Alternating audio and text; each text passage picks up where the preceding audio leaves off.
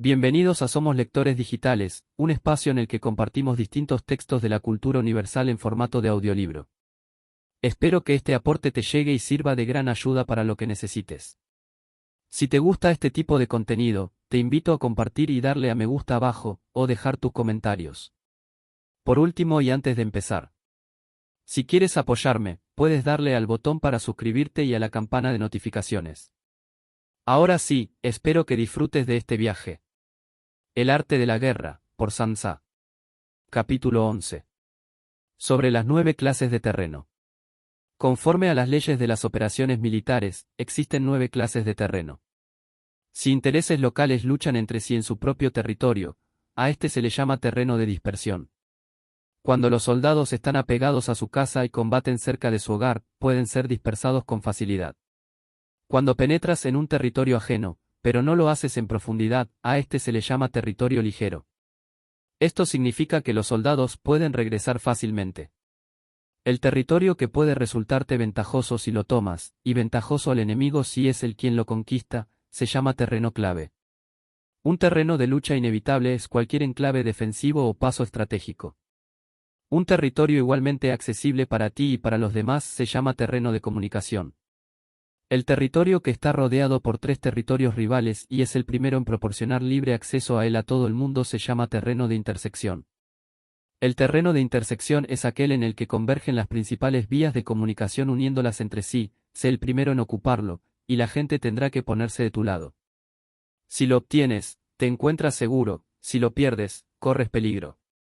Cuando penetras en profundidad en un territorio ajeno, y dejas detrás muchas ciudades y pueblos, a este terreno se le llama difícil. Es un terreno del que es difícil regresar.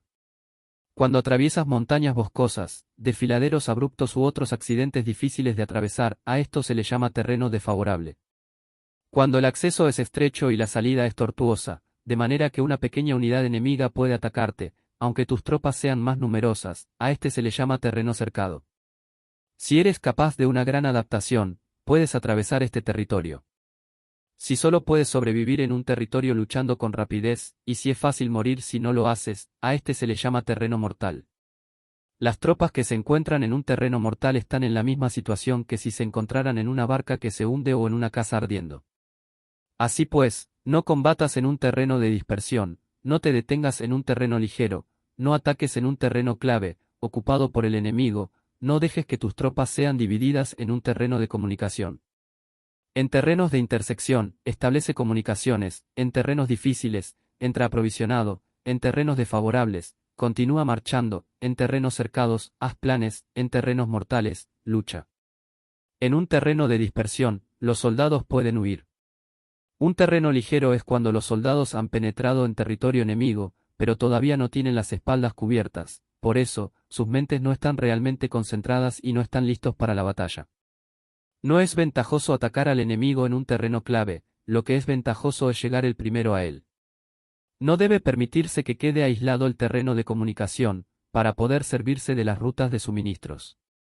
En terrenos de intersección, estarás a salvo si estableces alianzas, si las pierdes, te encontrarás en peligro.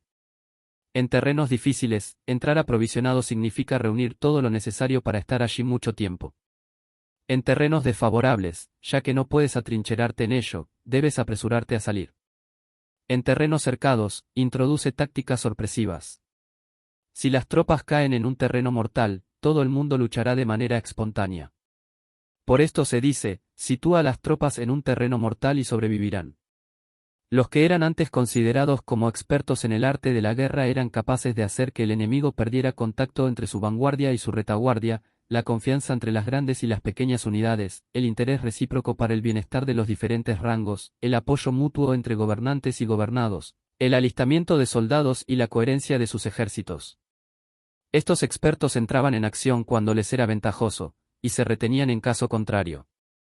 Introducían cambios para confundir al enemigo, atacándolos aquí y allá, aterrorizándolos y sembrando en ellos la confusión, de tal manera que no les daban tiempo para hacer planes. Se podría preguntar cómo enfrentarse a fuerzas enemigas numerosas y bien organizadas que se dirigen hacia ti. La respuesta es quitarles en primer lugar algo que aprecien, y después te escucharán.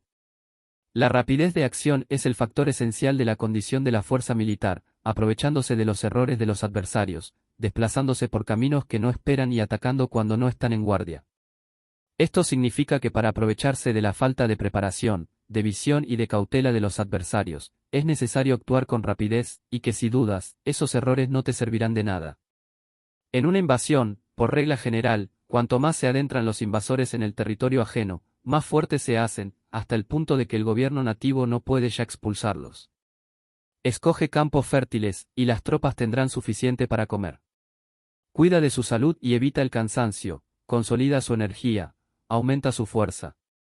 Que los movimientos de tus tropas y la preparación de tus planes sean insondables. Consolida la energía más entusiasta de tus tropas, ahorra las fuerzas sobrantes, mantén en secreto tus formaciones y tus planes, permaneciendo insondable para los enemigos, y espera a que se produzca un punto vulnerable para avanzar. Sitúa a tus tropas en un punto que no tenga salida, de manera que tengan que morir antes de poder escapar. Porque, ante la posibilidad de la muerte, que no estarán dispuestas a hacer, los guerreros dan entonces lo mejor de sus fuerzas. Cuando se hallan ante un grave peligro, pierden el miedo. Cuando no hay ningún sitio donde ir, permanecen firmes, cuando están totalmente implicados en un terreno, se aferran a él. Si no tienen otra opción, lucharán hasta el final. Por esta razón, los soldados están vigilantes sin tener que ser estimulados, se alistan sin tener que ser llamados a filas, son amistosos sin necesidad de promesas, y se puede confiar en ellos sin necesidad de órdenes. Esto significa que cuando los combatientes se encuentran en peligro de muerte, sea cual sea su rango, todos tienen el mismo objetivo, por lo tanto, están alertas sin necesidad de ser estimulados, tienen buena voluntad de manera espontánea y sin necesidad de recibir órdenes, y puede confiarse de manera natural en ellos sin promesas ni necesidad de jerarquía. Prohíbe los augurios para evitar las dudas, y los soldados nunca te abandonarán. Si tus soldados no tienen riquezas, no es porque las desdeñen. Si no tienen más longevidad, no es porque no quieran vivir más tiempo. El día en que se da la orden de marcha, los soldados lloran. Así pues, una operación militar preparada con pericia debe ser como una serpiente veloz que contraataca con su cola cuando alguien le ataca por la cabeza, contraataca con la cabeza cuando alguien le ataca por la cola y contraataca con cabeza y cola, cuando alguien le ataca por el medio. Esta imagen representa el método de una línea de batalla que responde velozmente cuando es atacada. Un manual de 8 formaciones clásicas de batalla dice: haz del frente la retaguardia, haz de la retaguardia el frente, con 4 cabezas y 8 colas. Haz que la cabeza esté en todas partes, y cuando el enemigo arremeta por el centro, cabeza y cola acudirán al rescate. Puede preguntarse la cuestión de si es posible hacer que una fuerza militar sea como una serpiente rápida. La respuesta es afirmativa. Incluso las personas que se tienen antipatía, encontrándose en el mismo barco, se ayudarán entre sí en caso de peligro de zozobrar. Es la fuerza de la situación la que hace que esto suceda. Por esto, no basta con depositar la confianza en caballos atados y ruedas fijadas. Se atan los caballos para formar una línea de combate estable, y se fijan las ruedas para hacer que los carros no se puedan mover. Pero aún así, esto no es suficientemente seguro ni se puede confiar en ello. Es necesario permitir que haya variantes a los cambios que se hacen, poniendo a los soldados en situaciones mortales, de manera que combatan de forma espontánea y se ayuden unos a otros codo con codo. Este es el camino de la seguridad y de la obtención de una victoria cierta. La mejor organización es hacer que se exprese el valor y mantenerlo constante. Tener éxito tanto con tropas débiles como con tropas aguerridas se basa en la configuración de las circunstancias. Si obtienes la ventaja del terreno, puedes vencer a los adversarios, incluso con tropas ligeras y débiles, cuanto más te sería posible si tienes tropas poderosas y aguerridas. Lo que hace posible la victoria a ambas clases de tropas es las circunstancias del terreno. Por lo tanto, los expertos en operaciones militares logran la cooperación de la tropa, de tal manera que dirigir un grupo es como dirigir a un solo individuo que no tiene más que una sola opción. Corresponde al general ser tranquilo, reservado, justo y metódico. Sus planes son tranquilos y absolutamente secretos para que nadie pueda descubrirlos. Su mando es justo y metódico, así que nadie se atreve a tomarlo a la ligera. Puede mantener a sus soldados sin información y en completa ignorancia de sus planes. Cambia sus acciones y revisa sus planes, de manera que nadie pueda reconocerlos. Cambia de lugar su emplazamiento y se desplaza por caminos sinuosos, de manera que nadie pueda anticiparse. Puedes ganar cuando nadie puede entender en ningún momento cuáles son tus intenciones. Dice un gran hombre, el principal engaño que se valora en las operaciones militares no se dirige solo a los enemigos, sino que empieza por las propias tropas, para hacer que le sigan a uno sin saber a dónde van. Cuando un general fija una meta a sus tropas, es como el que sube a un lugar elevado y después retira la escalera. Cuando un general se adentra muy en el interior del territorio enemigo, está poniendo a prueba todo su potencial. Ha hecho quemar las naves a sus tropas y destruir sus casas, así las conduce como un rebaño y todos ignoran hacia dónde se encaminan. Incumbe a los generales reunir a los ejércitos y ponerlos en situaciones peligrosas. También han de examinar las adaptaciones a los diferentes terrenos, las ventajas de concentrarse o dispersarse, y las pautas de los sentimientos y situaciones humanas. Cuando se habla de ventajas y de desventajas de la concentración y de la dispersión, quiere decir que las pautas de los comportamientos humanos cambian según los diferentes tipos de terreno. En general, la pauta general de los invasores es unirse cuando están en el corazón del territorio enemigo, pero tienden a dispersarse cuando están en las franjas fronterizas. Cuando dejas tu territorio y atraviesas la frontera en una operación militar, te hallas en un terreno aislado. Cuando es accesible desde todos los puntos, es un terreno de comunicación. Cuando te adentras en profundidad, estás en un terreno difícil. Cuando penetras poco, estás en un terreno ligero. Cuando a tus espaldas se hallen espesuras infranqueables y delante pasajes estrechos, estás en un terreno cercado. Cuando no haya ningún sitio a donde ir, se trata de un terreno mortal. Así pues, en un terreno de dispersión, yo unificaría las mentes de los soldados. En un terreno ligero, las mantendría en contacto. En un terreno clave, les haría apresurarse para tomarlo. En un terreno de intersección, prestaría atención a la defensa. En un terreno de comunicación, establecería sólidas alianzas. En un terreno difícil, aseguraría suministros continuados. En un terreno desfavorable, urgiría a mis tropas a salir rápidamente de él. En un terreno cercado, cerraría las entradas. En un terreno mortal, indicaría a mis tropas que no existe ninguna posibilidad de sobrevivir. Por esto, la psicología de los soldados consiste en resistir cuando se ven rodeados, luchar cuando no se puede evitar y obedecer en casos extremos. Hasta que los soldados no se ven rodeados, no tienen la determinación de resistir al enemigo hasta alcanzar la victoria. Cuando están desesperados, presentan una defensa unificada. Por ello, los que ignoran los planes enemigos no pueden preparar alianzas. Los que ignoran las circunstancias del terreno no pueden hacer maniobrar a sus fuerzas.